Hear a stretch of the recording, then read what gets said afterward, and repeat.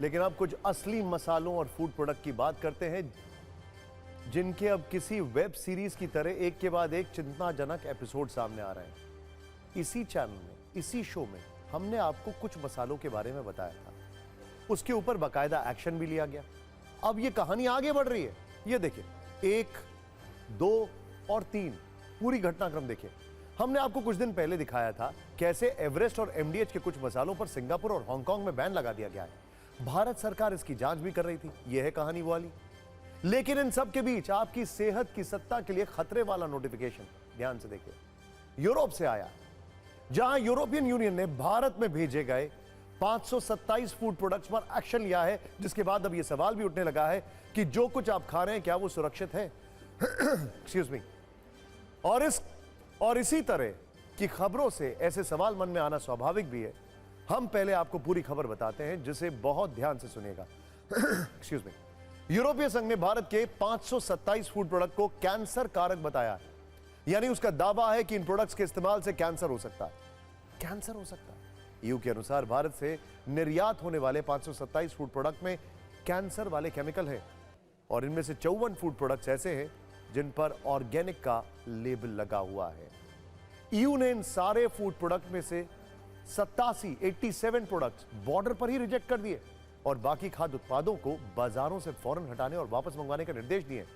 यानी European union ने जो किया है, ठीक ऐसा ही कुछ दिन पहले हांगकांग और सिंगापुर में भी भारत की 2 बड़ी कंपनियों के कुछ मसालों को बैन किया गया था। अब ईयू वाली इस लिस्ट में कौन कौन से प्रोडक्ट हैं और क्या ये प्रोडक्ट आपकी किचन में भी है, ये नोट करिएगा।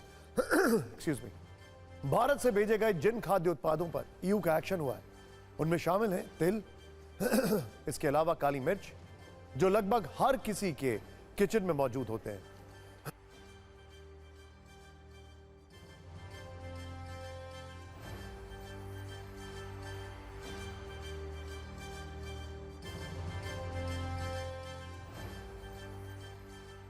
इसके अलावा अश्वगंधा भी ईयू वाली इस बैन की लिस्ट का हिस्सा है।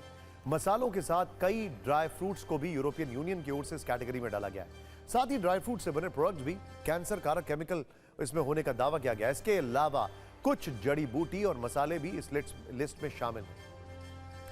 अब यह समझिए कि भारत के 527 खाद्य उत्पादों में किस केमिकल का जिक्र किया गया है, वो है क्या और किस काम में आता है। यूरोपीय संघ के अनुसार इन फूड प्रोडक्ट्स में एथिलीन ऑक्साइड बहुत मात्रा में है, जो एक तरह का कीटनाशक होता है। इस कीटनाशक का इस्तेमाल कृषि और फसलों में किया जाता है, और एथिलीन ऑक्साइड नाम का यह कीटनाशक फसलों में माइक्रोबियल कंटामिनेशन को रोकता है। यह वो एथिलीन ऑक्साइड है जिसका इस्तेमाल मसालों को स्टरलाइज करने में किया जाता है, और यही केमिकल तय मात्रा से ज्यादा इन मसालों में मिले। यूरोपियन यूनियन ने इसे खतरनाक बताया। वैसे ये वो केमिकल है जिसे अगर खाद्य पदार्थों के जरिए कम मात्रा में लिया जाए तो तत्काल इससे खतरा नहीं है, लेकिन लंबे समय तक प्रयोग में लाने से ये किसी को बीमार नहीं बल्कि बहुत ज्यादा बीमार बना सकता है। दावा है कि एथिलीन ऑक्साइड से ल्यूकेमिया जैसे कैंसर का रिस्क होता है। इसके अलावा पेट का कैंसर या फिर ब्रेस्ट कैंसर भी हो सकता है। गर्भवती महिलाएं अगर लंबे वक्त तक एथिलीन ऑक्साइड के संपर्क में रहती हैं तो उन्हें भी ये बहुत नुकसान पहुंचा सकता है। पुरुष और महिलाओं में प्रजनन क्षमता पर असर डाल सकता है और कम कर सकता है। इसके अलावा एथिलीन ऑक्साइड की वजह से न्यूरोलॉजिकल से जुड़ी बीमारियां हो सकती हैं, सांस लेने संबंधी बीमारियों का खतरा बना रहता है, और साथ ही साथ ये किसी भी जीन को नुकसान पहुंचाता है। आज हमने इसे लेकर कुछ हेल्थ एक्सपर्ट से भी बात की, उस पर भी हमारी ये रील देखें।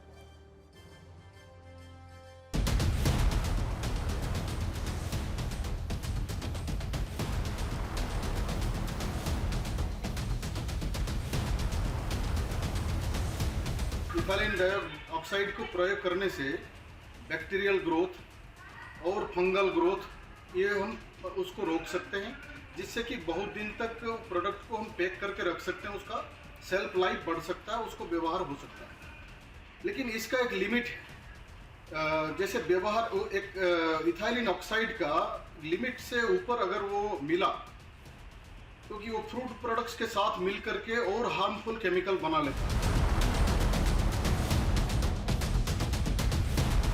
ये मसाले हों, कैंडीज़ हों या बच्चों के पेय पदार्थ हों, चाहे वो ड्रिंक्स ही क्यों ना हो, इन पे रोक लगनी चाहिए। तो कहीं ना कहीं इन सब की मिलावट होने से हमारे पेट में कैंसर्स बनने के बहुत चांसेस बनते हैं।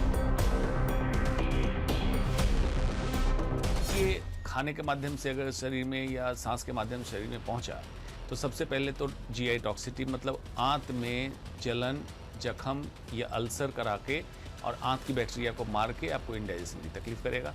स्किन के कांटेक्ट में आया तो स्किन की तकलीफ कराएगा। लंग के कांटेक्ट में आया तो निमोनिया मतलब जिसको लंग डैमेज आप सिंपल लैंग्वेज में कह सकते हैं, ये कराएगा। ये तो एक्यूट हुआ।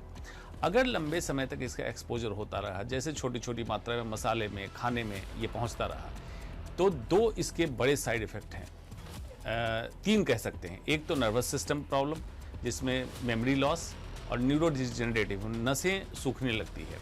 दूसरी समस्या कार्सिनोजेनेसिस मतलब कैंसर कराने की क्षमता है, खास करके ल्यूकेमिया, लिम्फोमा, दो और कैंसर, ब्रेस्ट कैंसर और एंडोमेट्रियम का कैंसर ये कराता है। और दूसरी चीज कराता है म्यूटाजेनेसिस। म्यूटाजेनेसिस मतलब इंसान के जीन में ही बदलाव कर दे।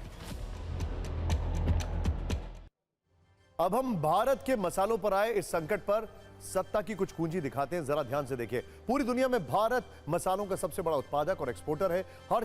हर वर्ष भारत से 14 से 15 लाख टन मसाले विदेश जाते हैं और हर वर्ष भारत से 33,000 करोड़ के मसालों का निर्यात किया जाता है।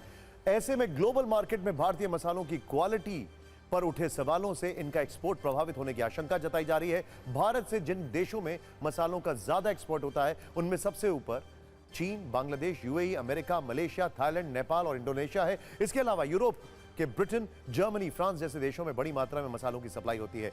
अब नजरिया 9, यह बात एकदम सही है कि अगर मसालों और फूड प्रोडक्ट में कैंसर वाले केमिकल हैं तो इसकी जांच होनी चाहिए। लेकिन कई एक्सपर्ट्स का यह भी आरोप है कि आखिर भारत के मसालों को ही बार बार टारगेट क्यों किया जा रहा है, यहां से निर्यात होने वाले उत्पाद ही आखिर टारगेट पर क्यों है, क्या यह सोच समझकर किया जा रहा है? हालांकि हम फिर ये कहेंगे कि अगर किसी खाद्य उत्पाद में कैंसर वाले केमिकल हैं तो वो किसी भी कीमत पर आम लोगों तक नहीं पहुंचाए जाने चाहिए और पूरी प्रक्रिया की जांच होनी चाहिए।